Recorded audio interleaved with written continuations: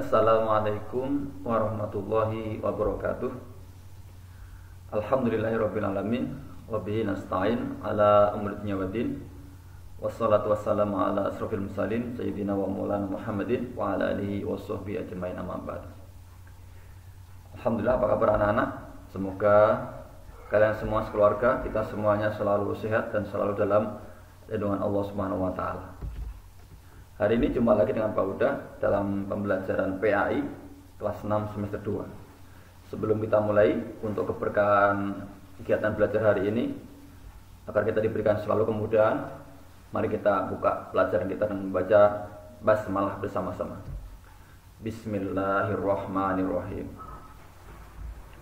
Anak-anak, hari ini kita akan lanjutkan pelajaran PAI kita tentang akhlak terpuji. Setelah sebelumnya anak-anak belajar tentang beriman kepada qada dan qadar. Nah, perhatikan gambar ini anak-anak. Apa yang kalian lihat? Ini ada percakapan di antara para siswa memberikan pinjaman buku dengan senang hati. Nah, ini perhatikan. Rina, silakan pinjam buku ini, tapi jaga ya dengan baik. Kemudian sebelahnya, perhatikan ada dua orang siswa yang membantu mendorong gerobak pemulung tua dengan senang hati. Ayo kita bantu dorong gerobak kakek ini, kata salah seorang siswa ini. Kemudian perhatikan, yang sebelah kiri ini ada gambar seorang siswa yang menolong temannya yang tertimpa musibah dengan tulus. Apa yang dikatakannya? Sabar ya Mir, aku antar kamu ke tukang urut ya. Kemudian yang sebelah kanan ini, perhatikan, ini ada seorang keluarga, ada satu keluarga yang mereka belajar dengan penuh senang ya. Satu keluarga harus rukun dan menghargai aktivitas masing-masing ya. Nah, apa yang kalian perhatikan dengan gambar-gambar ini? Baik yang di atas ini tadi ataupun yang di bawah ini tadi. Anak-anakku, gambar-gambar yang kalian lihat tadi adalah contoh-contoh dari akhlak terpuji. Nah, pada pertemuan kali ini kita akan coba bahas tentang berbagai macam akhlak-akhlak terpuji. Sebelumnya kita pahami dulu apa pengertian akhlak itu. Nah, secara etimologis akhlak berasal dari kata al-khuluq. Akhlak yang berarti tabiat, budi pekerti dan kebiasaan. Jadi kebiasaan. Secara istilah, akhlak berarti sesuatu yang melekat pada jiwa seseorang, jiwa manusia, yang daripadanya lahir perbuatan yang mudah tanpa melalui proses pemikiran, pertimbangan atau penelitian. Jadi kalau sesuatu sudah jadi kebiasaan, sudah jadi akhlak, maka tidak perlu berpikir lagi, tidak perlu pertimbangan, maka otomatis. Itu namanya akhlak ya. Perilaku spontan ya. Ketika orang sudah terbiasa sholat subuh berjamaah, ketika sudah terbiasa sholat tahajud, maka tanpa disuruh, maka dia akan otomatis bangun sendiri. Nah, itu sudah jadi kebiasaan, sudah jadi akhlak, sudah jadi karakter. Nah, contoh seperti itu ya.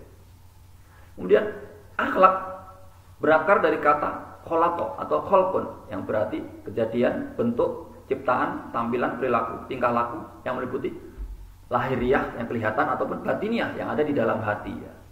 Ini pengertian akhlak.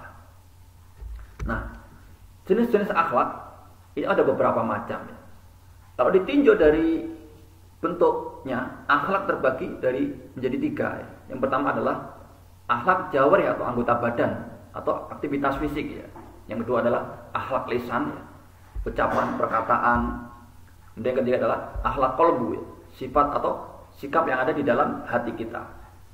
Nah, ditinjau dari sifatnya, akhlak terbagi menjadi dua. Yang pertama adalah yang disebut dengan akhlakul karimah atau mulia, atau sering disebut juga dengan al-mahmudah atau terpuji. Kemudian yang kedua adalah al-akhlak as-sayyi'ah atau buruk, atau disebut juga al-mazmumah atau tercela. Ini tentang akhlak ya. Nah, pada pertemuan hari ini kita akan belajar ya, betapa pentingnya akhlak dalam kehidupan kita ini. Dan apa saja macam-macam contoh akhlak itu. Nah, betapa pentingnya akhlak Sampai-sampai Rasulullah di dalam beberapa hadis menyebutkan ya, di antaranya adalah dalam hadis riwayat Ahmad, beliau bersabda, sesungguhnya yang terbaik di antara kalian adalah yang terbaik akhlaknya. Dalam hadis yang lain, hadis riwayat Tirmizi dikatakan dari Abu Darda radhiyallahu an bahwasanya Nabi Muhammad SAW bersabda, ya, tidak ada sesuatu yang lebih berat dalam timbangan seorang mukmin kelak ada hari kiamat daripada akhlak yang baik. Sesungguhnya Allah amatlah murka terhadap seseorang yang keji lagi jahat. Nah, secara khusus kita akan fokus membahas tentang beberapa akhlak-akhlak terpuji yang ada di dalam kehidupan kita ini. Yaitu di antaranya adalah berbaik sangka, sikap simpati, toleran, hidup rukun, serta hormat dan patuh kepada orang tua, guru dan sesama anggota keluarga. Beberapa contoh-contoh akhlak tersebut nanti kita akan coba pelajari bersama. Yang pertama, kita akan bahas bersama tentang akhlak atau sikap berbaik sangka, atau dalam bahasa agama namanya husnuzon. Nah, apa arti baik sangka? Apa arti husnuzon ini? Dalam kamus besar bahasa Indonesia, kata sangka artinya adalah duga atau taksir. Berbaik sangka adalah menduga yang baik terhadap sesuatu. Nah, seorang siswa harus selalu berbaik sangka atau berpikir positif terhadap orang tuanya, terhadap gurunya, dan temannya. Nah, berpikir positif ini adalah perilaku terpuji. Lawan kata dari berbaik sangka adalah berburuk sangka atau berprasangka buruk, atau sering disebut dengan istilah suudzon. Siswa yang baik adalah siswa yang akan menghindari perilaku berprasangka buruk kepada orang lain. Nah, sampai di sini kalian paham ya pengertian arti berbaik sangka. Nah, dalam Al-Quran disebutkan ya, dalam surah Al-Hujurat ayat 12 Allah berfirman, ya ayyuhalladzina amanu jatanibu katsiran minadh-dhon inna ba'dadh-dhonni itsmun wa la tajassasu wa la yaghtab ba'dukum ba'dha ayuhibbu ahadukum an ya'kula lahma akhihi maytan fakarihtumuh wattaqullaha innallaha tawwabur rahim. Artinya, wahai orang-orang beriman, jauhilah banyak prasangka. Sesungguhnya sebagian prasangka itu dosa. Dan janganlah kamu mencari-cari kesalahan orang lain. Dan janganlah ada di antara kamu yang menggunjing sebagian yang lain. Apakah ada di antara kamu yang suka memakan daging saudaranya yang sudah mati? Tentu kamu merasa jijik. Dan bertakwalah kepada Allah. Sesungguhnya Allah Maha penerima tobat lagi Maha penyayang. Nah, ini ya. Hati-hati dengan berprasangka, jauhi prasangka. Nah, kemudian dalam hadis yang lain, dalam hadis Rasul juga menyampaikan, iyyakum wadhanna fa inna dhanna akdzabul hadits wala tajassasu. Hati-hati kalian dari prasangka buruk, karena zon atau prasangka buruk itu adalah sedusta-dusta ucapan. Dan janganlah kalian memata-matai. Hadis riwayat Bukhari dan Muslim. Nah, dengan demikian anakku, kita tidak boleh menjelek-jelekan teman kita yang ada di sekolah atau di lingkungan rumah. Pikiran kita hendaknya tidak dipenuhi dengan pikiran-pikiran yang negatif. Sebaliknya, kita harus berpikir positif, berpikir jernih, dan selalu mendoakan kebaikan untuk diri kita dan untuk orang lain. Nah, ini pentingnya berprasangka baik. Nah, apa saja contoh berprasangka baik dalam kehidupan sehari-hari? Nah, di antaranya adalah sebagai seorang siswa kita bisa lihat yang pertama, contohnya adalah seperti ini. Tanpa curiga, Ahmad meminjamkan uang jajannya kepada Karim untuk membeli buku ya. Yang kedua, Kamila menerima peraturan orang tuanya untuk bangun pagi agar bisa sholat subuh berjamaah, agar bisa sholat tahajud dan membersihkan tempat tidurnya sendiri ya. Dia berprasangka baik, orang tuanya pasti punya niat yang baik. Dia ikuti itu. Yang ketiga, Karlina menerima aturan orang tuanya untuk mengikuti les privat mengaji ya, di rumah, walaupun ia tidak keluar rumah setelah pulang sekolah ya. Dia yakin orang tuanya pasti punya niat yang baik. Yang keempat, Firman memahami sahabatnya Zakaria yang tidak ikut piknik ke TMI karena apa? Ternyata Zakaria harus mengikuti renang ya. Ini contoh-contoh prasangka baik dalam kehidupan kita. Selanjutnya, perilaku terpuji yang kedua adalah sikap simpati. Nah, apa arti simpati? Dalam Kamus Besar Bahasa Indonesia, kata simpati berarti rasa kasih, rasa setuju kepada dan rasa suka ya. Nah, secara umum, kata simpati dapat diartikan sebagai perasaan kebersamaan secara sosial sehingga seseorang dapat merasakan perasaan orang lain. Biasanya suatu perasaan sedih dalam dirinya. Contohnya adalah saat kita mengetahui orang lain menerima musibah, seperti orang tua meninggal, orang tuanya meninggal, kita dapat merasakan kesedihan yang sama. Ini contoh simpati ya. Ketika teman kita sedang terima musibah, kita bukan malah tertawa-tawa, tapi kita ikut merasakan kesedihan. Itu namanya simpati. Nah, contohnya apa? Contoh simpati dalam kehidupan sehari-hari. Di antaranya adalah misalkan ini ya, kita mau mendengarkan curahan hati teman hingga selesai ya. Dia punya masalah, dia curhat, kita dengarkan. Yang kedua, memposisikan diri kita dalam posisi orang lain yang kesusahan dan atau gembira. Jadi, seandainya kita merasakan itu kesedihan yang dalam, seandainya dia mendapat kebahagiaan, kita ikut merasakannya. Yang ketiga, jangan menyuruh orang lain melakukan sesuatu yang kita sendiri malas atau tidak melakukannya. Ini ya, jadi awali dari diri kita sendiri. Yang keempat, beri aksi nyata, contoh nyata dengan menanyakan apa yang bisa kita lakukan untuk membantu. Jika tidak bisa memberikan apa yang diminta, coba cari cara lain, alternatif lain, atau menanyakan apakah ada orang yang lain yang bisa ikut membantu. Nah, ini contoh-contoh dari simpati. Kemudian sikap terpuji yang ketiga adalah sikap toleran. Nah, apa arti toleran? Dalam Kamus Besar Bahasa Indonesia, kata toleran adalah kata sifat yang menunjukkan sikap tenggang rasa, menghargai, membiarkan, membolehkan pendirian atau pendapat, pandangan, kepercayaan, kebiasaan, kelakuan, dan sebagainya yang berbeda dengan pendirian kita sendiri. Adapun toleransi ya, adalah sikap saling menghormati dan saling bekerja sama di antara kelompok-kelompok masyarakat yang berbeda, baik secara etnis, bahasa, budaya, politik maupun agama. Ini pengertian toleran. Di dalam Al-Quran ada contoh toleransi dalam beragama, sebagaimana disebutkan dalam surah Al-Kafirun ya. Lakum dinukum waliyadin. Bagimu agamamu, bagiku agamaku ya. Kita boleh bergaul dengan orang yang berbeda agama, bersosialisasi. Namun dalam urusan akidah, urusan agama, ya, lakum dinukum waliyadin. Bagimu agamamu, bagiku agamaku. Nah, contoh lainnya sikap-sikap toleran dalam kehidupan ya. Apa saja? Di antaranya adalah, nah ini, kita menghormati pendapat teman yang berbeda dengan pendapat kita. Mungkin dia punya pendapat, kita punya pendapat, nah, kita harus saling menghormati. Ya. Itu toleran namanya. Kita tidak membuat kegaduhan di masjid ya. Saat orang-orang sedang melaksanakan sholat ya. Artinya kita menghormati orang sedang beribadah, kita tidak mengganggu. Yang ketiga, kita tidak memasang petasan yang memekakan telinga karena bisa saja di sekitar kita ada bayi atau orang sakit ya. Ini perasaan toleran. Jangan-jangan ada orang sakit, maka kita tidak boleh mengganggunya. Yang keempat, kita tidak membuat keributan di kelas saat guru sedang menjelaskan karena teman-teman lainnya butuh ketenangan untuk belajar. Toleran. Kemudian kita tidak menghidupkan radio, VCD, TV dengan keras-keras sehingga mengganggu tetangga.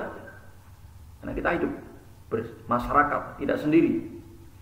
Kita tidak main gitar atau beduk di saat para tetangga sedang istirahatnya.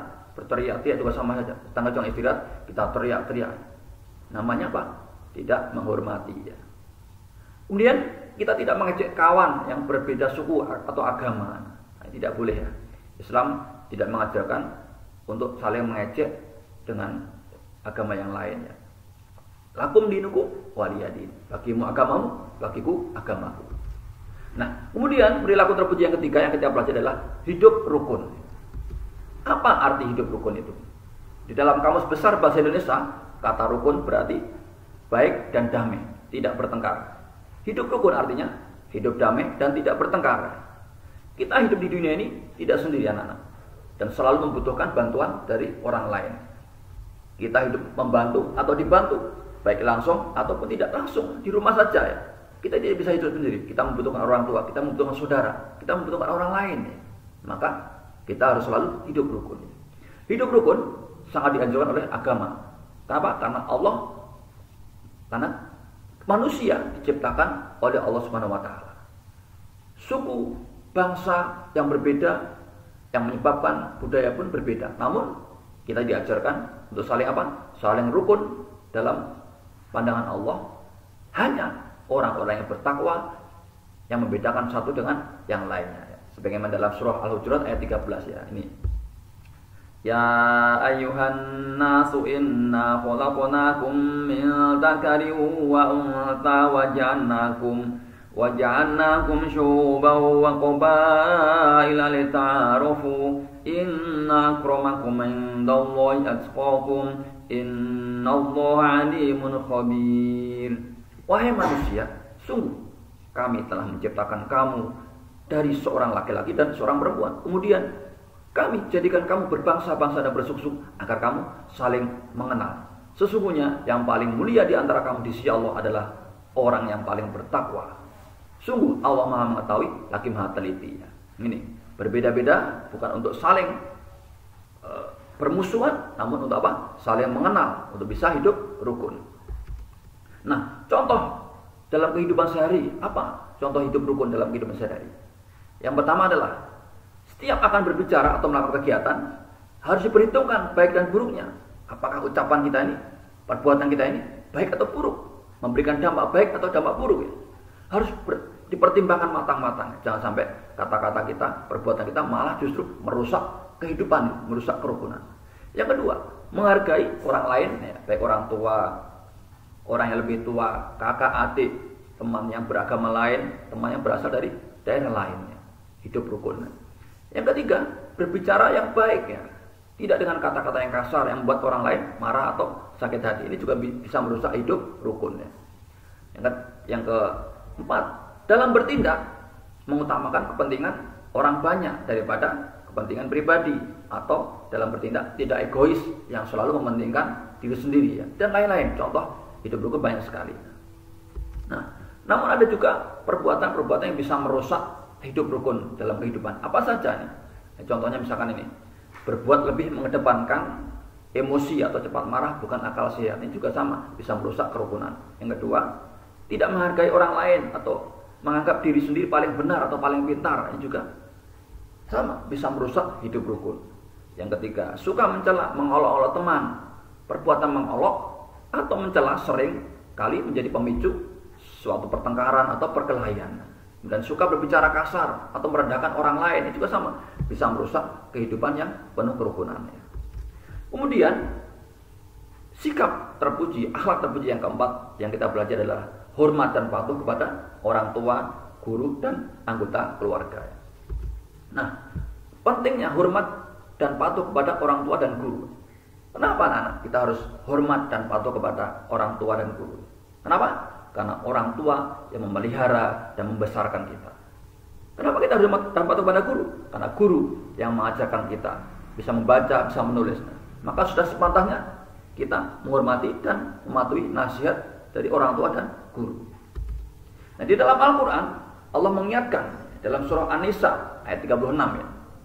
Wa'budullaha wa la tusyriku bihi syai'an wa bil walidaini ihsana wa bil walidaini ihsana wa bidzil qurba wal yatama wal masakin wal jari dzil qurba wal jaril junubi was sahibi bil jambi wa binis sabili wa ma malakat aymanukum innallaha la yuhibbu man kana mukhtalan fakhura.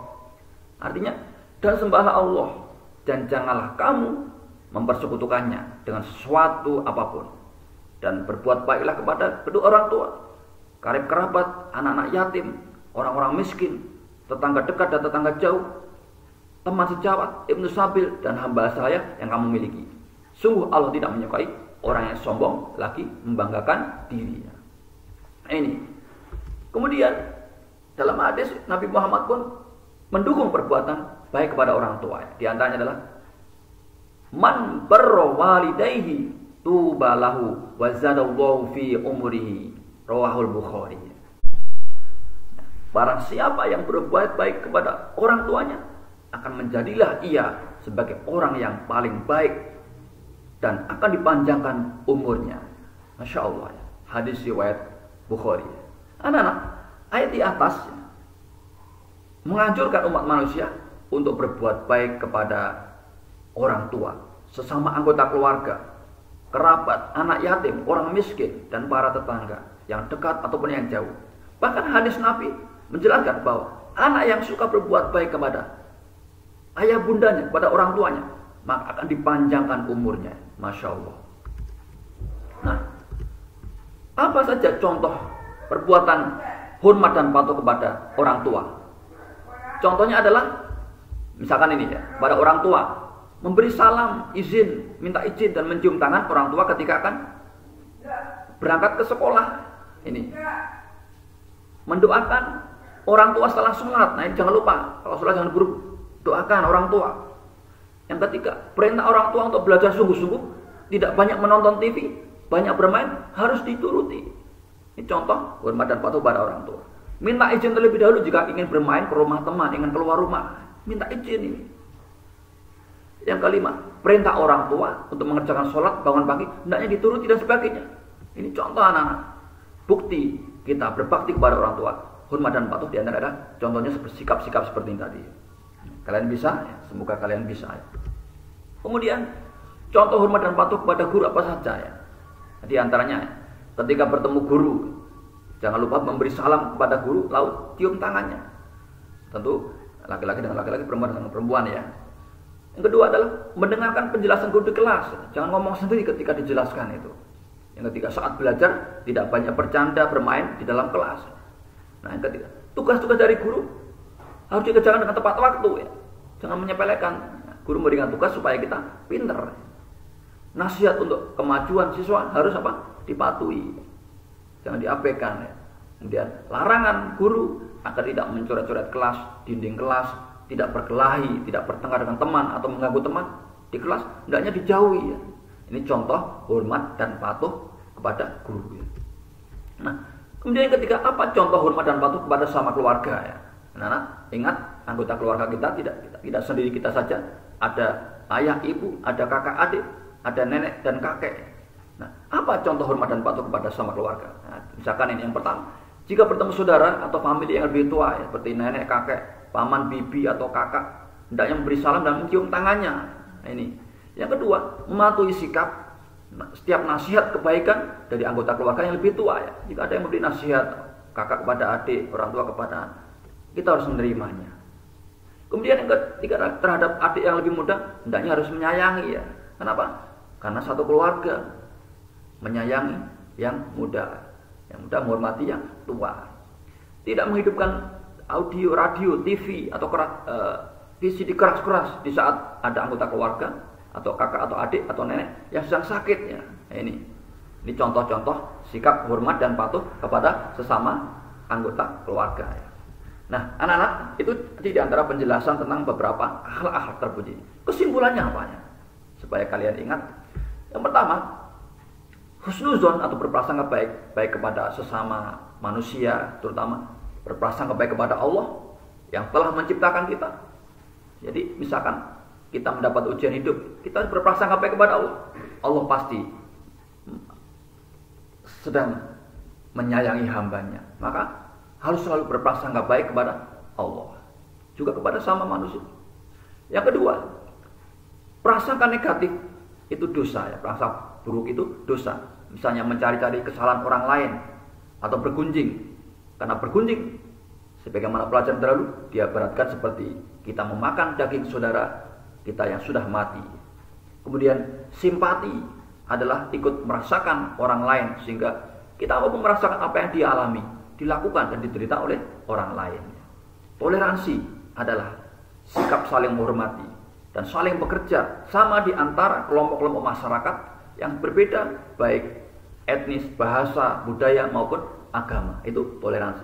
Kemudian hidup rukun, berarti apa? Hidup damai dan setuju terhadap keberadaan orang lain. Kemudian yang terakhir, orang tua, guru, dan anggota keluarga adalah orang-orang yang dekat dengan kita, orang-orang yang memberi kebaikan, jasa besar dalam kehidupan kita. Untuk itu kita harus saling menghormati, harus patuh kepada mereka. Baik anak-anak, itu pelajaran kita hari ini. Semoga kalian paham, bisa diresapi dalam hati, dan bisa diamalkan dalam kehidupannya, sehingga kalian termasuk orang-orang yang dikatakan sebaik-baik manusia adalah orang yang paling baik akhlaknya.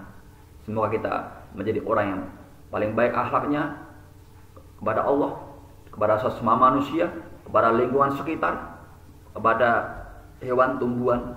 Maka sungguh bahagialah orang-orang yang memiliki akhlak yang baik. Mari kita tutup pelajaran kita dengan baca hamdalah bersama-sama. Alhamdulillahirabbil alamin. Subhanakallahumma wa bihamdika asyhadu an la ilaha illa anta astaghfiruka wa atubu ilaik. Wassalamualaikum warahmatullahi wabarakatuh.